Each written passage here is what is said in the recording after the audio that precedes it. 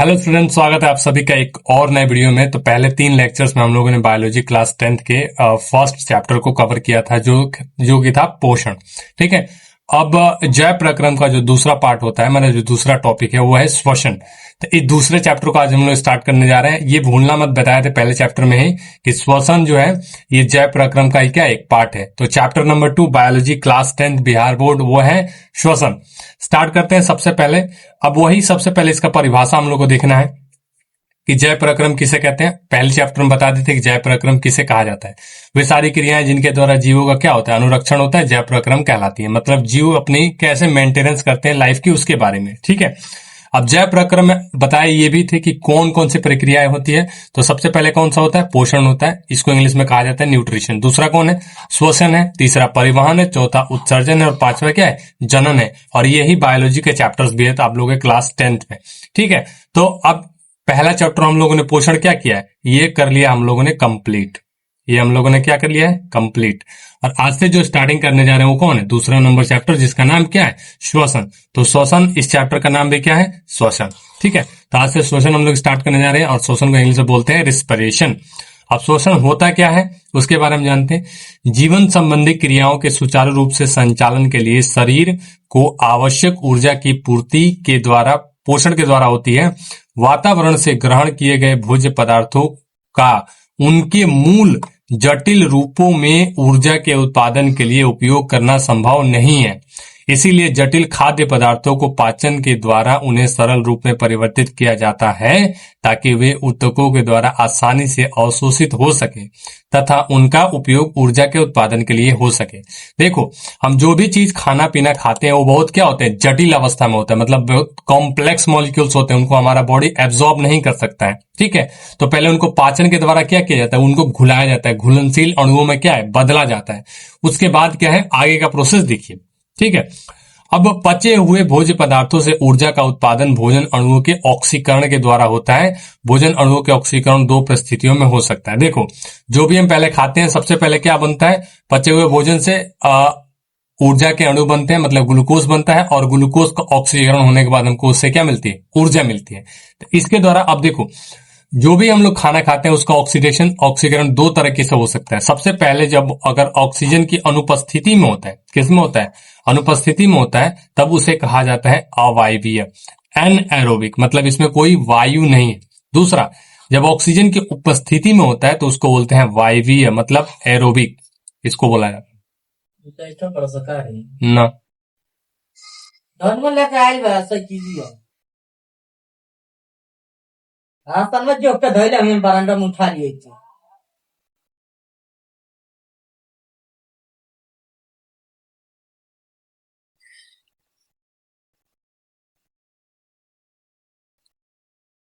Oxygen की अनुपस्थिति में भोजन अणुओं के ऑक्सीकरण से मुक्त होने वाली ऊर्जा बहुत कम होती है। देखो, जब ऑक्सीजन की कमी होती है तब क्या होता है, भोजन के अणुओं से जो ऊर्जा होती है वो बहुत हमको कम मिलती है, क्योंकि वो बहुत कम ही टूट पाता है। आगे इसके बारे में पूरा डिटेल में पढ़ाएंगे। अभी बेसिकली जो छोटे छोटे टर्म्स हैं उनको हम लोग सीखते चलते हैं। भोजन अणुओं में संचित ऊर्जा अधिक से अधिक मात्रा में मुक्त हो, इसके लिए ऑक्सीकरण ऑक्सीजन की उपस्थिति में होना क्या है, अनिवार्य है। ऑक्सीजन की उपस्थिति अगर रहेगी तो ऊर्जा क्या होगा, ज्यादा प्राप्त होगा। अगर ऑक्सीजन की अनुपस्थिति रहेगी तो ऊर्जा क्या होगा, हमको कम मिलेगा। ये चीज ध्यान होगे। अब देखो, अब इसका परिभाषा यहां से शुरू होता है कि बृहत रूप से श्वसन उन सभी प्रक्रियाओं का सम्मिलित रूप है जिनके द्वारा शरीर में ऊर्जा का उत्पादन होता है। शरीर में ऊर्जा उत्पादन की जो विधि है उसको हम लोग क्या कहते हैं, श्वसन कहते हैं। श्वसन के द्वारा ही शरीर में ऊर्जा का क्या होता है, उत्पादन होता है। अब ये होता कैसे है, देखो, ऊर्जा के उत्पादन के लिए कोशिकाओं में सरल भोज्य पदार्थ, सामान्यतया ग्लूकोज, क्या, ग्लूकोज, या कभी कभी वसा, विशेष परिस्थिति में एमिनो अम्ल, ये 3 चीज हैं जो हमारे शरीर में क्या करते हैं, ऊर्जा प्रदान करते हैं। क्या क्या चीज है, पहला है ग्लूकोज, नहीं तो वसा, और नहीं तो क्या है, बहुत रेयर केस में एमिनो अम्ल का विखंडन किया जाता है, जिससे इनके बंधन टूटते हैं और इनमें संचित रासायनिक ऊर्जा, इंग्लिश में कहा जाता है केमिकल एनर्जी, मुक्त होती है। यह ऊर्जा एटीपी, इसका फुल फॉर्म होता है adenosine triphosphate, adenosine try phosphate के रूप में संचित रहती है। क्या चीजें होती हैं? जो भी हमको शरीर को ऊर्जा चाहिए वो कहां से मिलता है? या तो हमको मिलता है ग्लूकोज से, नहीं तो वसा से, बहुत रेयर केस में एमिनो अम्ल से। इनसे क्या होता है? इनका विखंडन होता है और इनके विखंडन में हमको क्या होते हैं? एनर्जी टूटती है, इनके बीच के बंधन क्या होते हैं? टूटते हैं और उनमें जो रासायनिक ऊर्जा होती है वो एटीपी के रूप में क्या होते हैं? बाहर निकलते हैं। चीजें क्लियर हुई? इसको बोलते हैं हम लोग श्वसन। अब एटीपी ही समस्त जैव कोशिकाओं में रासायनिक ऊर्जा का सार्वजनिक वाहक है, इसीलिए इसे जैव ऊर्जा भी कहा जाता है। ये यूनिवर्सल कैरियर है। सभी जीवों में जो ऊर्जा रिलीज होती है वो किसके रूप में होती है? एटीपी के रूप में। इसीलिए इस एटीपी को कहा जाता है जैव ऊर्जा, माने सब में पाया जाता है एटीपी। ठीक है। एटीपी के उत्पादन के लिए कोशिका मुख्यतः ग्लूकोज का उपयोग करती है, अतः ग्लूकोज को कोशिकीय ईंधन भी कहा जाता है। ये लाइन बहुत इंपॉर्टेंट है, स्टार लगा लीजिएगा। शरीर में ऊर्जा उत्पादन के लिए अगर ग्लूकोज का उपयोग बहुत मैक्सिमम होता है, ज्यादातर हमारे शरीर में जो ऊर्जा का उत्पादन होता है किससे होता है? ग्लूकोज से होता है। इसीलिए ग्लूकोज को हम लोग कोशिकीय ईंधन, सेल्यूलर फ्यूल कहते हैं। क्या कहते हैं? सेल्यूलर फ्यूल भी कहा जाता है। चीजें क्लियर हुई? अब देखो श्वसन में क्या होता है, श्वसन की क्रिया कैसे होती है। देखो ये है ग्लूकोज, ये जो चीज है हमारे पास क्या है? ये है ग्लूकोज C6H12O6। इसका ऑक्सीकरण कराया जाता है किससे? इसका ऑक्सीकरण कराया जाता है किससे? ऑक्सीजन के संपर्क में। जब ये ग्लूकोज ऑक्सीजन रिएक्शन करता है तो क्या बनता है? 6 कार्बन डाइऑक्साइड, 6 वाटर के मॉलिक्यूल्स और साथ में क्या बनती है? ऊर्जा बनती है। देखो कार्बन डाइऑक्साइड हमारे किसी काम का नहीं होता, तो इसीलिए हम लोग इसको क्या करते हैं? वायुमंडल में रिलीज कर देते हैं। वाटर हमारे अंदर एब्जॉर्ब हो जाता है और साथ में ऊर्जा भी हमारे अंदर क्या होता है? एब्जॉर्ब हो जाता है, जिसको हमको क्या है? बॉडी की जरूरत है। और ऊर्जा क्या होता है? हम विभिन्न कार्यों के लिए अपनी इस्तेमाल करते हैं ऊर्जा को, जो भी हमारे श्वसन से ऊर्जा प्राप्त होती है। अब परिभाषा अभी तक तुम लोगों को समझ में नहीं आया कि श्वसन को परिभाषित कैसे करेंगे। यहां पे दिया गया है श्वसन की परिभाषा। देखो श्वसन वैसी क्रियाओं के सम्मिलित रूप को कहते हैं जिसमें बाहरी वातावरण से ऑक्सीजन ग्रहण कर कोशिकाओं में पहुंचाया जाता है, जहां इसका उपयोग ग्लूकोज का ऑक्सीकरण करके कई चरणों में विशिष्ट एंजाइम की उपस्थिति में एटीपी मतलब जैव ऊर्जा का उत्पादन किया जाता है, तथा इस क्रिया से उत्पन्न कार्बन डाइऑक्साइड को फिर कोशिकाओं से शरीर के बाहर निकाल दिया जाता है। सबसे पहले क्या है? ऑक्सीजन को अंदर लिया जाता है, उसके मदद से क्या किया जाता है? ग्लूकोज को ब्रेक डाउन किया जाता है। और ये कई चरणों में होता है, एक दो चरण में नहीं। इसमें क्या होते हैं? बहुत सारे एंजाइम्स भी होते हैं इन्वॉल्व, और साथ में क्या होता है? CO2 और वाटर, और साथ में क्या बनता है? ऊर्जा बनता है, जिसको हम लोग क्या करते हैं? उपयोग करते हैं। और ये पूरा जो ब्लू आप यहां से लेकर यहां तक देख रहे हो, ये है इसका परिभाषा। समझ में आया क्या बोल रहे हैं? श्वसन में क्या है? ऑक्सीजन अंदर लेना और कार्बन डाइऑक्साइड बाहर छोड़ना। हम बचपन से यही पढ़ते आने के श्वसन ये है, लेकिन ऐसा नहीं है। श्वसन बहुत डिफिकल्ट प्रोसेस है। श्वसन में क्या किया जाता है? ऑक्सीजन अंदर लिया जाता है और ऑक्सीजन की मदद से क्या किया जाता है? ग्लूकोज का ब्रेक डाउन किया जाता है, ग्लूकोज को तोड़ा जाता है। किसके रूप में एनर्जी निकलती है? एटीपी के रूप में। और फिर जो हमारे बॉडी में बनते हैं कार्बन डाइऑक्साइड, वाटर और ऊर्जा, तो वाटर और ऊर्जा हमारे बॉडी रख लेता है और कार्बन डाइऑक्साइड को क्या करता है? बाहर छोड़ देता है। और ये है पूरा प्रोसेस आपका श्वसन का। ठीक। अब देखो श्वसन क्रिया में ग्लूकोज का ऑक्सीकरण कोशिकाओं में होता है, इसीलिए इसे कोशिकीय श्वसन भी कहते हैं। जो ग्लूकोज होता है वो कहाँ पे होता है? हमारे बॉडी के सेल्स के अंदर। अब सेल्स के अंदर ही क्या होता है? वो चीज टूटता है, मतलब वो ग्लूकोज क्या होता है? टूटता है, और हमारे सेल्स के अंदर क्या होता है? एनर्जी प्रोड्यूस होता है। इसीलिए इसको श्वसन को क्या कहा जाता है? कोशिकीय श्वसन भी कहा जाता है। क्यों कहा हो रहा है? कि ये कोशिका के अंदर होता है। अब देखो श्वसन दो प्रकार से हो सकता है। श्वसन दो तरह का होता है। सबसे पहला जो श्वसन है उसको बोलते हैं अवायवीय श्वसन। नाम से ही लग रहा है अवायवीय, मतलब इसमें वायु नहीं रहेगा, वायु की अनुपस्थिति। इंग्लिश में इसको कहा जाता है एनएरोबिक रेस्पिरेशन। कहते हैं क्या? Anaerobic respiration. यह श्वसन का प्रथम चरण है, जिसके अंतर्गत ग्लूकोज का आंशिक विखंडन होता है।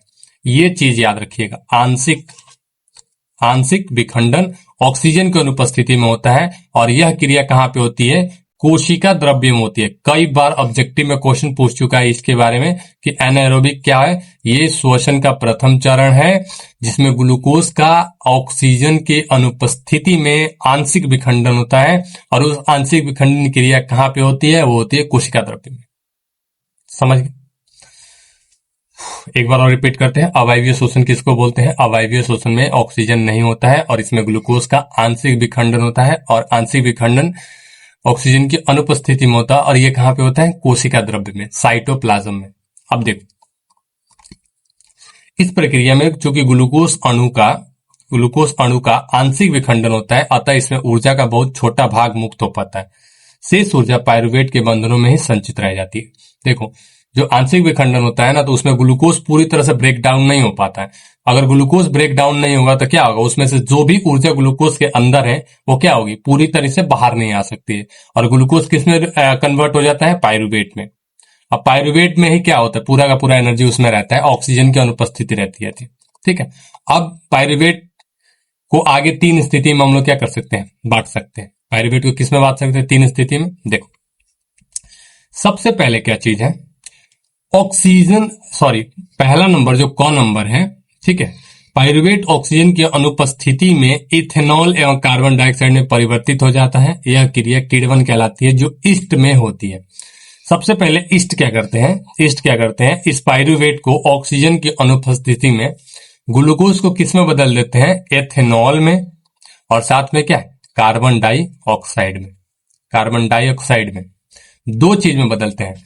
पायरुवेट को क्या करते हैं? यहां पे लिख ही देते हैं, चलो। पायरुवेट को क्या करते हैं? ईस्ट जो है, ये किस में बदलते हैं? CO2 में, और साथ में किस में? कार्बन डाइऑक्साइड और इथेनॉल, C2H5OH, इसका सूत्र होता है इथेनॉल का। और इस प्रक्रिया को हम लोग बोलते हैं किण्वन, फर्मेंटेशन। बहुत इंपॉर्टेंट रिएक्शन है, इसको याद रखिएगा। ऑक्सीजन की उपस्थिति में ऑक्सीजन की अनुपस्थिति में अगर ईस्ट क्या करेंगे? पायरुवेट पर अभिक्रिया करेंगे, तो पायरुवेट क्या करेगा? पायरुवेट बदल जाएगा किसमें? इथेनॉल में, और साथ में कार्बन डाइऑक्साइड में। पहला नंबर। दूसरा नंबर क्या हो सकता है पायरुवेट का? ऑक्सीजन के अभाव में हमारी मांसपेशियों में पायरुवेट से लैक्टिक अम्ल का निर्माण होता है। हमारे मसल्स जो होते हैं, हमारी मांसपेशियां जो होती हैं, उसमें पायरुवेट होता है। अगर ऑक्सीजन उसको नहीं मिला तो इस पायरुवेट क्या होगा? ये बदल जाएगा लैक्टिक अम्ल में। किसमें? हमारी पेशियों में। हमारी पेशी कोशिकाओं में अधिक मात्रा में लैक्टिक अम्ल के संचय होने से क्या होता है? दर्द होने लगता है। बहुत ज्यादा चलने या दौड़ने के बाद हमारी मांसपेशियों में इसी कारण ऐंठन या तकलीफ होती है। जब हम बहुत ज्यादा दौड़ देते हैं तो क्या होता है? हमारी मांसपेशियों में क्या होता है? दर्द होने लगता है। अब ये दर्द होता क्यों है? क्योंकि जो हमारे बॉडी में जो लैक्टिक अम्ल बनता है, वो लैक्टिक अम्ल क्या है? उसी में स्टोर होने लगता है, और स्टोर होने के चलते हमारे बॉडी में क्या होता है? दर्द होता है। अब दर्द क्यों होता है? क्योंकि जो हमारे बॉडी में लैक्टिक अम्ल बनता है, तो वहां से उसका निकासी नहीं हो पाता है, जल्दी जल्दी निकल नहीं पाता, इसीलिए वो क्या है? जमा होते होते हमारी मांसपेशियों में ऐंठन या दर्द पैदा करने लगता है। चीजें क्लियर हो गई? अब तीसरा क्या हो सकता है? पहला तो है कि इथेनॉल या कार्बन डाइऑक्साइड में बदल जाए। दूसरा क्या है कि लैक्टिक अम्ल में बदल जाता। अब तीसरा है ऑक्सीजन अगर उपस्थित हो। ऑक्सीजन की उपस्थिति में पायरुवेट का पूर्ण ऑक्सीकरण होता है एवं कार्बन डाइऑक्साइड तथा जल का निर्माण होता है। क्योंकि यह क्रिया ऑक्सीजन की उपस्थिति में होती है, अतः इसे वायवीय श्वसन कहा जाता है। वायवीय श्वसन किसके कहा जाता है? पायरुवेट अगर पूरी तरीके से ऑक्सीजन है तब ये किस में बदलेगा? CO2 में, और साथ में जल में, और साथ में ऊर्जा में, ये चीज में बदल जाएगा। अब इसको क्या बोलते हैं? इसको बोलते हैं वायवीय श्वसन, क्योंकि इसमें ऑक्सीजन की उपस्थिति है यहाँ पे। समझ गए? ठीक है, आगे बढ़ते हैं। अब वायवीय श्वसन किसको कहा जाता है? देखो, श्वसन के प्रथम चरण में बना पायरुवेट पूर्ण ऑक्सीकरण के लिए माइटोकॉन्ड्रिया में चला जाता है। यहाँ ऑक्सीजन की उपस्थिति में पायरुवेट का विखंडन होता है। सबसे पहले जो प्रथम चरण में कौन बनता है? प्रथम चरण में बनता है पायरुवेट, और यहां से इसका ऑक्सीकरण करने के लिए चला जाता है सेल्स के माइटोकॉन्ड्रिया नामक और सेल ऑर्गेनेली में, मतलब कोशिकांग में। ठीक है, और यहाँ पे ऑक्सीजन की उपस्थिति में इसका पूर्ण रूप से क्या होता है? विखंडन होता है। तो पहला चरण जो होता है ना, वो साइटोप्लाज्म में होता है, और दूसरा चरण जो होता है कहाँ पे होता है? माइटोकॉन्ड्रिया में होता है। ये चीज याद रखिएगा। अब दोनों में क्या अंतर है, वायवीय श्वसन में और अवायवीय श्वसन में? देखो, सबसे पहले वायवीय श्वसन ऑक्सीजन की उपस्थिति में होता है, वायवीय मतलब जिसमें हवा हो, जबकि अवायवीय श्वसन इसकी अनुपस्थिति में होता है। दोनों एक दूसरे क्या है? उल्टा है। पहला क्लियर हो?